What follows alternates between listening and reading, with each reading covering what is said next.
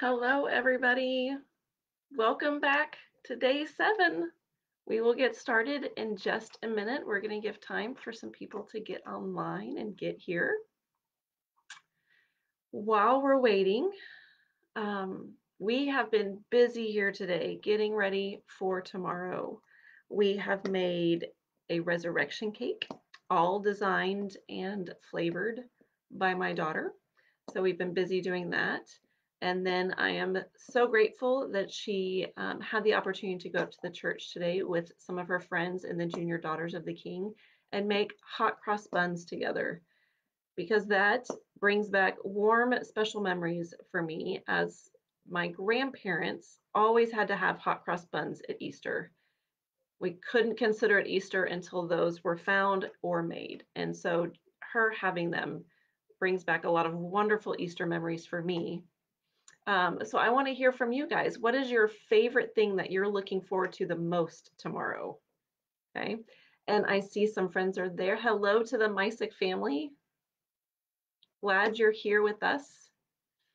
But yeah, we're talking about those favorite holiday Easter traditions, and hot cross buns is one of them from my grandparents. They are yummy. Yes. Um, I would love to see what other people are doing, because then we might want to pull that into ours. Hello to the Mason family. Glad you're here. Thank you for coming back. All right, we're talking about, while we give people a few minutes to get on, our favorite Easter traditions. Let's see, what are my other ones that we've done in our family? We've always dyed eggs, and those are fun, and it was fun to watch my brother and I, because he is very different personality than I have. He would make his very precise and very exact, and if he did them in half, they were a very straight line to put in half. And I would just kind of, try. But it was about having fun and coloring the eggs. And I see we have more people on. Please say hi in the comment section. I'd love to know you're here and say hi to you. And we're just, as we give people another minute to get on before we start the story, we're talking about our favorite Easter traditions. Yes, going to church. You're right. That was always the big one. We usually got a new dress for Easter, and I would be so excited I'd get to wear it. Or if not, it was just a special dress, because sometimes it was the same dress from last year, but it was a special dress that I got to wear, and that was super special. Hide your eggs in a bag. I did it. Your mom can't find it? Way to go. You found some good hiding spots, I guess. All right. So today we are going to read day 7 of Rufus Finds the Way by Julie Little. And we meet our last character, which is the butterfly. And I think I've forgotten to introduce myself each day of these. My name is Miss Beth, and I am the children's minister at St. Cuthbert. So very glad you're here, and let's read day 7 from Rufus Finds the Way. All right, let me get there. All right, and it's titled Day 7, Silent. The garden in front of the tomb was quiet and still, because today was Sabbath. When the people stayed home, none of Jesus's friends were about. In fact, no one at all seemed to be stirring on this day. Perhaps everyone was afraid because of the strange, dark events of yesterday. Rufus thought of the earth shaking and the rocks splitting open. Rufus had heard that the heavy curtain in the temple had been torn right in half, from top to bottom. And some even said they saw dead people come up from their graves. But today the earth seemed to be holding its breath, waiting. Even the birds were quiet today. A great sadness had settled over everything like a shroud. Rufus had followed the people who had carefully taken Jesus down from the cross. They had wrapped the body in linen cloths and carried him there, here, to this tomb in a peaceful garden. When they laid him inside, the Roman soldiers rolled a huge stone over the entrance so that no one could get in or out. "This is so no one can steal his body," they said, but they seemed afraid of something else. Two strong Roman guards now stood next to the tomb to protect it. They stood uneasily with their spears at the ready, restless in the deep quiet. Rufus found a bush near the tomb and huddled under it, waiting. He had gotten good at hiding and waiting. He didn't know what else to do. This king had seemed to offer hope and a better way, and Rufus had thought maybe Jesus would tell him how to find his way home to his family again. He wanted so badly to see his mother and father and sisters and brothers, but he didn't think they could forgive him. And now he had come so far, he didn't know the way.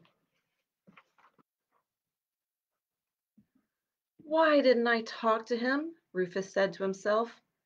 Why was I so afraid? He thought back to Lydia's words at the cross. He was afraid because he knew he was not good enough to talk to Jesus. Now his heart was broken. He was homeless and alone. He didn't know where to go or what to do, so he would stay here, near to the king he had loved. Suddenly, a fluttering of color caught Rufus's eye.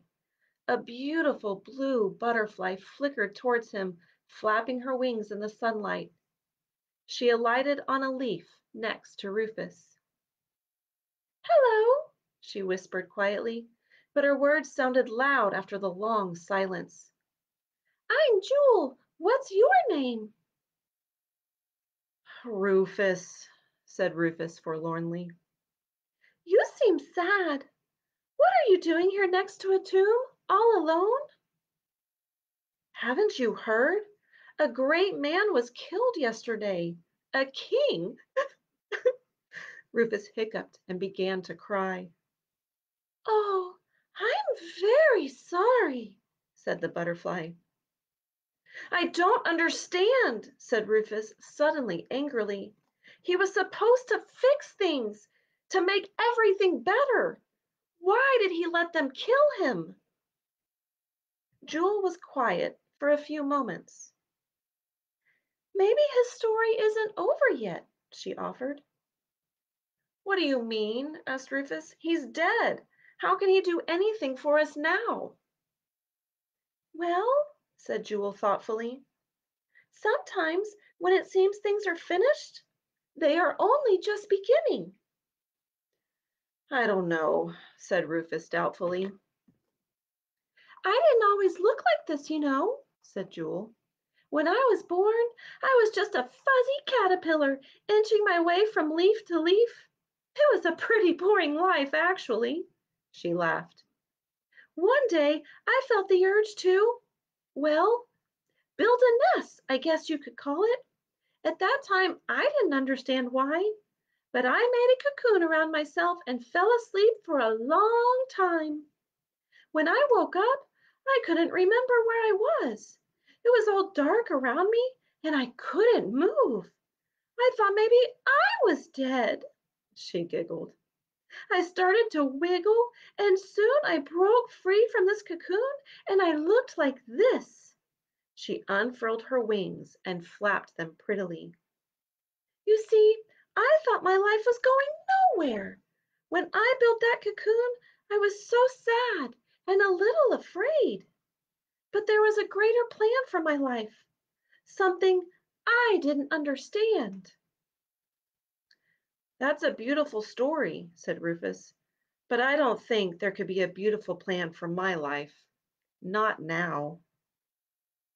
"I wouldn't be so sure about that," said Jewel. "Things are not always as they seem. Don't give up. Not yet." She fluttered away, leaving Rufus alone in the quiet to think about her words. And that is the end of day 7. So, what do you guys think? Do you think Rufus should give up? And is he too bad for Jesus? I don't think he is. But what do you guys think? Is he too bad for Jesus? Could anybody ever be too bad for Jesus? I don't think so. That's how much Jesus loves all of us. Nothing we could ever do is too bad for Jesus. Okay. Well, if you have any more comments, I would love to hear them or read them in the comments. But other than that, that ends day 7. I will see you right back here tomorrow at 5 o'clock for our last day. Rufus Finds the Way. Have a good night. I'll see you tomorrow. Bye, everybody.